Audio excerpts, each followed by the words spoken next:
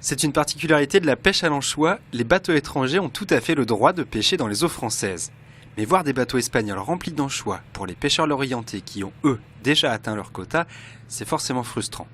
Aujourd'hui, les pêcheurs lorientais ne peuvent pas pêcher d'anchois, ils ont déjà atteint leur maximum disponible alors que la ressource est là.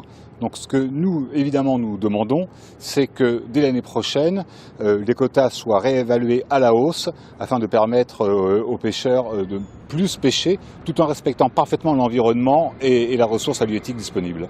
Ces quotas, c'est l'Europe qui les fixe. Ils sont ensuite redistribués aux différents bateaux par les organisations de producteurs.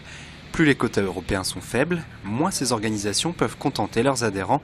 Et là encore, il y a un sentiment d'injustice chez les plus lésés. Les quotas ne sont pas justes vis-à-vis de certains bateaux lorientais. Donc nous, on ramasse des miettes. On a eu le droit à 25 tonnes la première fois. On a une rallonge de 9 tonnes.